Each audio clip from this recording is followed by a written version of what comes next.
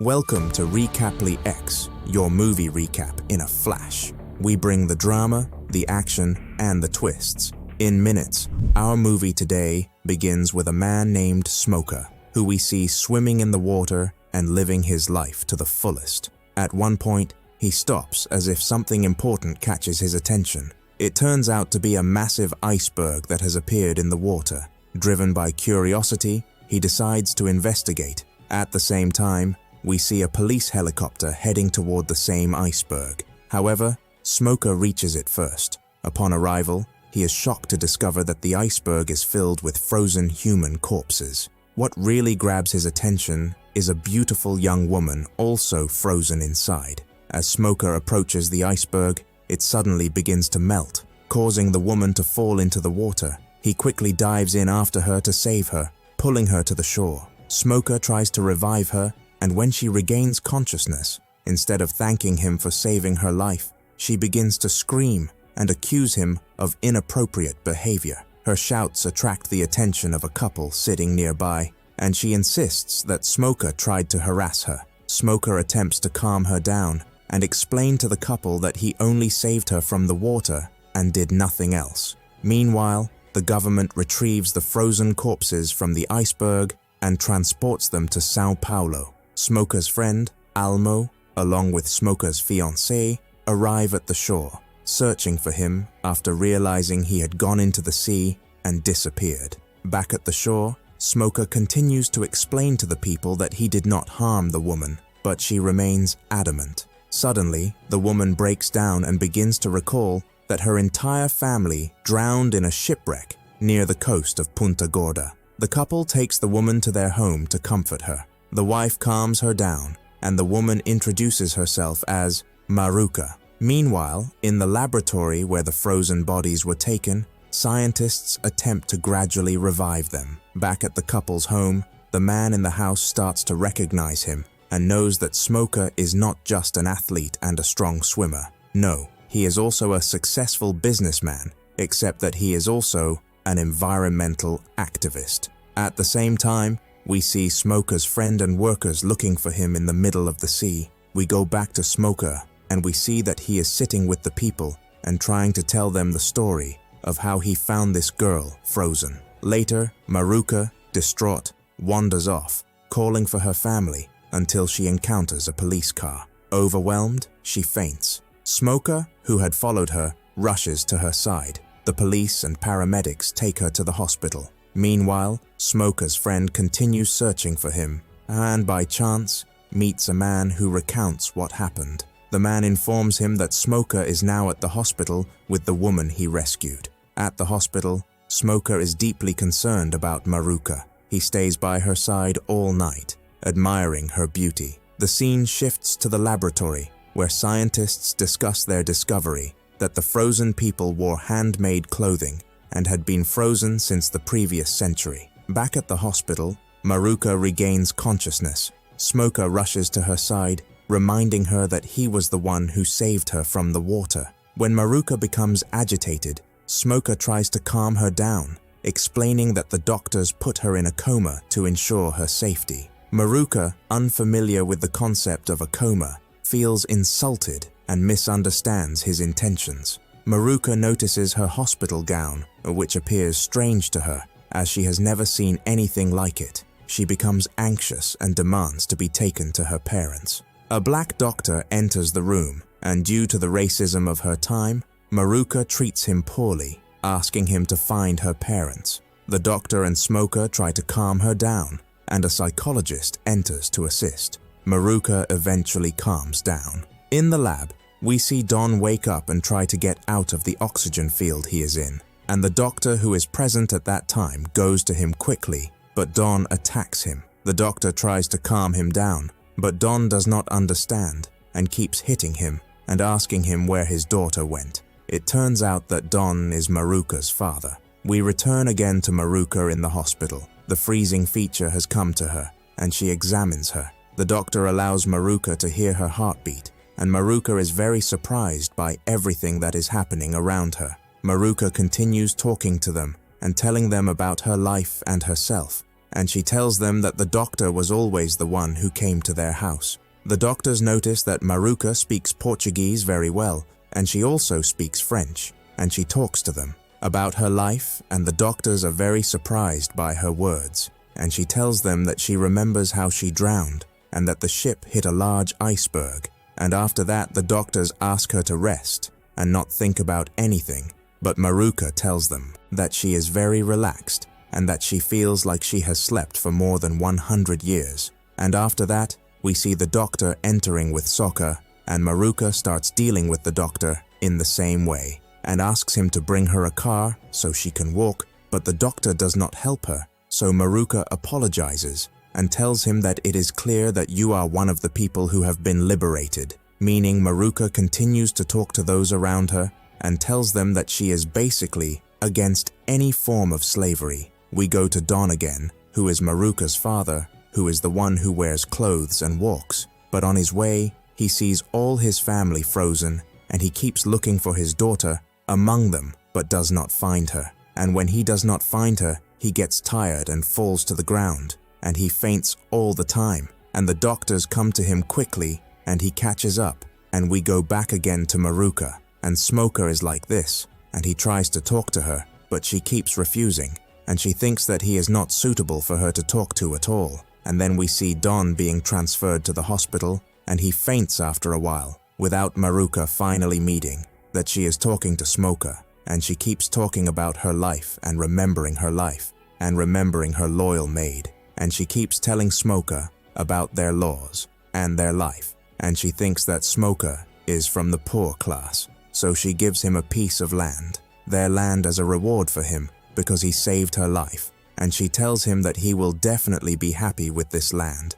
because she remembers him from the very poor class, and their conversation is interrupted by the psychologist who enters and starts asking her, "What year are we in?" And Maruka answers her with all confidence and says to her, "It's 1886, but the psychologist tells her she might not remember the exact date due to her loss of consciousness. Smoker is then shown speaking on the phone with a lawyer, asking for information about Don Macho's family. Later, Smoker confronts the doctors, adamantly refusing to hand over the girl for experiments. He tells them she is a living person and such treatment is unacceptable. Despite the doctors confirming that the girl is healthy, neither insane nor dying, Smoker stands firm in his stance. This leads to a heated argument until the scene shifts. We see Maruka wearing her dress and leaving her room, but before she departs, she encounters Smoker as she exits the elevator. She is surprised and confused by the elevator.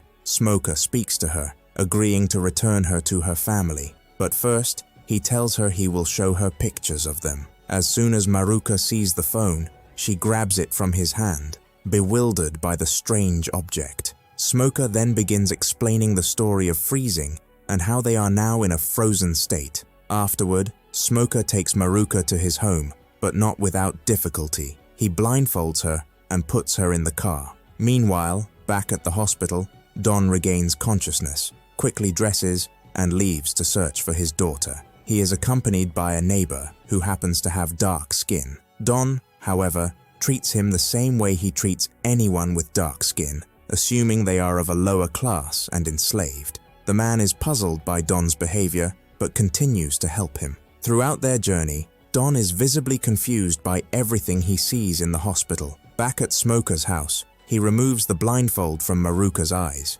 She looks around, astonished by the house. Smoker suggests she take a shower to refresh herself, but Maruka is unfamiliar with such facilities. To assist her, Smoker calls his mother, Carmen, to come and help. At the same time, we see Don wandering the streets like a madman, convinced he has died and gone to hell. He is in a place with no horses, surrounded by moving cars that could hit and kill him at any moment. The man and his daughter try to calm Don down and convince him he is not dead. Eventually, Don believes them and follows them. Back at Smoker's house, Carmen arrives and impresses Maruka with her appearance and demeanor. Maruka cannot believe that this elegant woman is Smoker's mother. She is fascinated by Carmen's attire, as it is something she has never seen before. Meanwhile, Don is in the car, staring in amazement at everything around him, the strange lights, the tall buildings, the steam. He is bewildered by it all.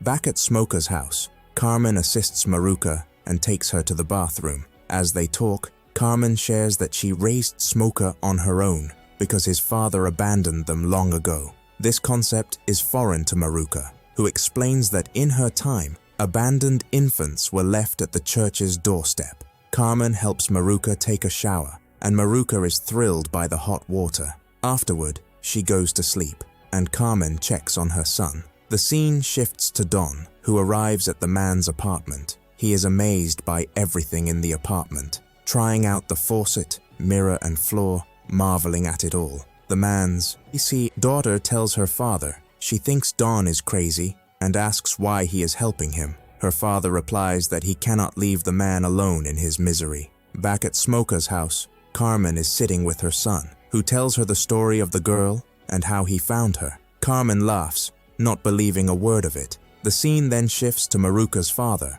who has also fallen asleep at the man's house. Meanwhile, Smoker continues trying to convince his mother of the story he told her. He insists he will not hand over the girl to the lab, refusing to let her be treated as a test subject for scientists. And after that, Smoker goes to sleep, but he is unable to sleep at all. So he walks quietly and goes to the room where Maruka is sleeping and stays next to her all night until he falls asleep. But he wakes up the next day, she splashed water on his face, and Maruka kept arguing with him about how he slept next to her all night until Carmen came out screaming and tried to calm Maruka down. Then Carmen went down and Maruka came down after her, who was very upset and screaming. But as soon as she saw the coffee machine working, she forgot her anger. Carmen told her that until now, she didn't know how to use the machine well because she couldn't translate the words written on it. So she asked her to read to her, meaning the writing.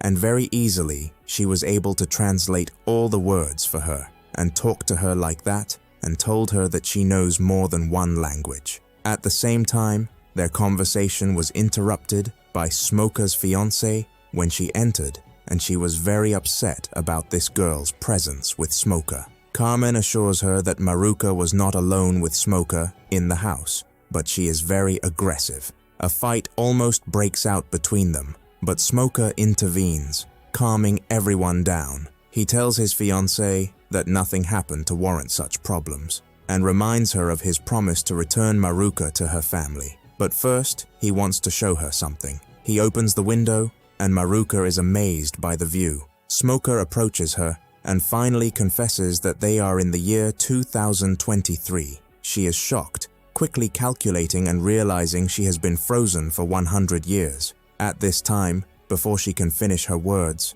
Smoker's fiancé gets upset with them and throws her ring in his face and walks away. But Smoker doesn't care and turns on the TV in front of Maruka, who is shocked again when she sees him and keeps getting closer to him, very surprised. At the same time, we see Ayu going out with Don to look for his family. We go back to the apartment again, Smoker, and we see Maruka, and she is obviously happy with this strange technology, and she keeps talking to them. And then Smoker keeps telling her that Brazil has become a republic and the slavery system has been abolished, so she loves it, even though she didn't like this system at all. She gets really happy because she never liked that system in the first place. Then she looks out the window and sees a helicopter. At the same time, Don also sees the helicopter. We see the news playing on TV in front of Maruka. The news talks about her and says they found the frozen girl. Then Samuka takes her in the car, but this time without blindfolding her. Maruka spends the whole ride looking at the streets, feeling happy and amazed. Maruka arrives with Samuka and Carmen at the lab where her family is, and finally, she sees them all. She starts calling each one of them by name, but she doesn't find her father among them. She gets upset again and feels deeply affected because she had been searching for him all along.